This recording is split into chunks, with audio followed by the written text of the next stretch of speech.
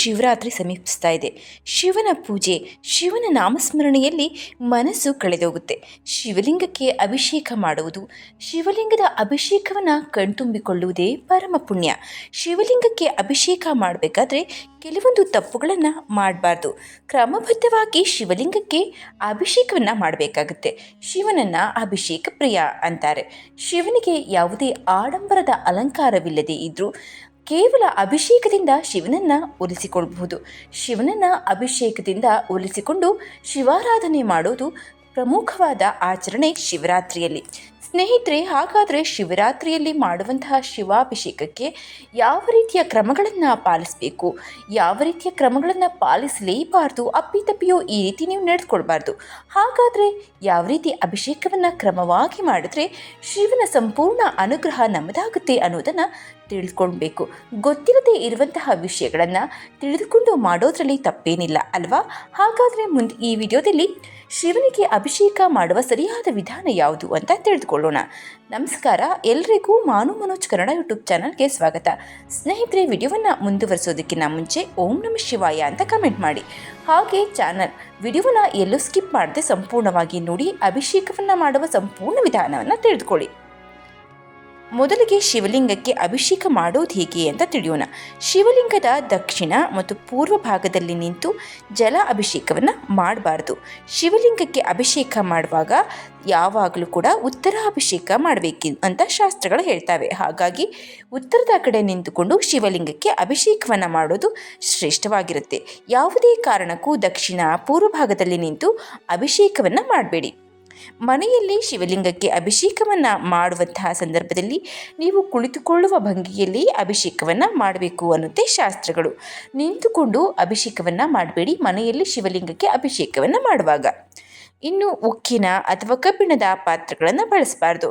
ಅಂದರೆ ಅಭಿಷೇಕವನ್ನು ಮಾಡುವಂತಹ ಸಂದರ್ಭದಲ್ಲಿ ಅಭಿಷೇಕಕ್ಕೆ ಬಳಸುವ ಪದಾರ್ಥಗಳನ್ನು ಸ್ಟೀಲ್ ಹಾಗೂ ಅಲ್ಯೂಮಿನಿಯಂ ಪಾತ್ರೆಗಳಲ್ಲಿ ಹಾಕಿಕೊಂಡು ಅಭಿಷೇಕವನ್ನು ಮಾಡಬಾರ್ದು. ಅದರ ಬದಲು ತಾಮ್ರದ ಪಾತ್ರೆಯಲ್ಲಿ ನೀರನ್ನು ತೆಗೆದುಕೊಂಡು ಶಿವಲಿಂಗಕ್ಕೆ ಅಭಿಷೇಕವನ್ನು ಮಾಡಿದ್ರೆ ತುಂಬಾ ಒಳ್ಳೆಯದು.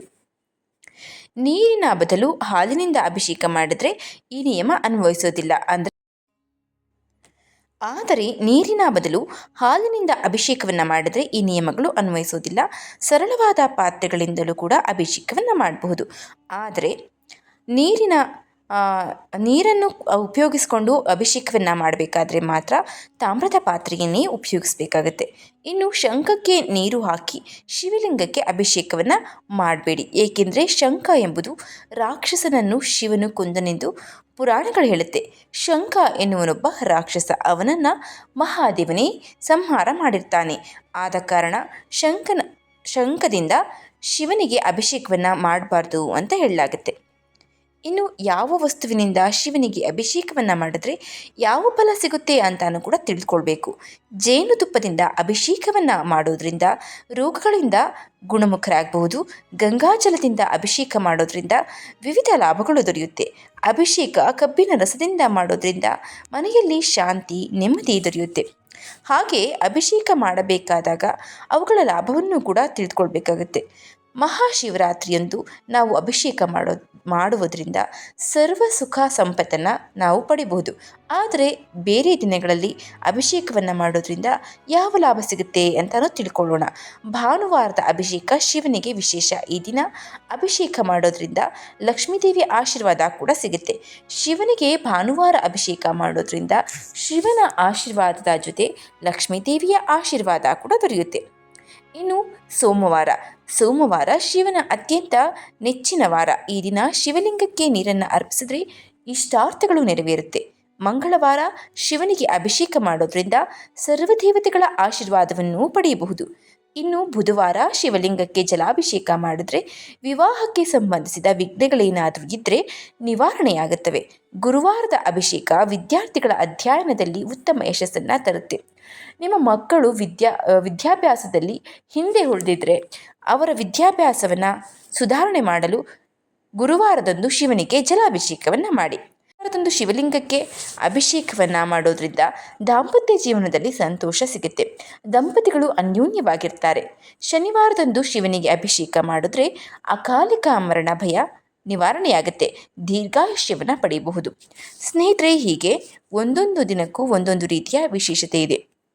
ನಾವು ಯಾವುದೇ ಕಾರಣಕ್ಕೂ ಯಾವ ರೀತಿಯ ಉಪಯೋಗಗಳನ್ನು ಪಡಿಬೇಕು ಅಂತ ತಿಳಿದುಕೊಳ್ಳದೆ ಅನ್ಯಥಾ ಅಭಿಷೇಕವನ್ನು ಮಾಡಬಾರ್ದು. ಅಂದರೆ ಅಡ್ಡಾದಿಡ್ಡಿಯಾಗಿ ಶಾಸ್ತ್ರಗಳು ಸಂಬಂಧಗಳನ್ನು ತಿಳಿಯದೆ ಯಾವ ರೀತಿ ಬೇಕೋ ಆ ರೀತಿ ಅಭಿಷೇಕವನ್ನು ಮಾಡಬಾರ್ದು. ಆ ರೀತಿ ಮಾಡಿದ್ರೆ ನಾವು ಶಿವನ ಶಾಪಕ್ಕೆ ಗುರಿಯಾಗಬೇಕಾಗುತ್ತೆ. ತಿಳ್ಕೊಂಡ್ರಲ್ಲ, ಅಭಿಷೇಕ ಪ್ರೇಮಿಗೆ ನಿಯಮಬದ್ಧವಾಗಿ ಅಭಿಷೇಕವನ್ನು ಹೇಗೆ ಮಾಡಬೇಕು ಅಂತ. ಮುಂದಿನ ವಿಡಿಯೋದಲ್ಲಿ ಶಿವನಿಗೆ ಭಸ್ಮಾಭಿಷೇಕವನ್ನು ಹೇಗೆ ಮಾಡ್ತಾರೆ ಅಂತಾನು ತಿಳ್ಕೊಳ್ಳೋಣ.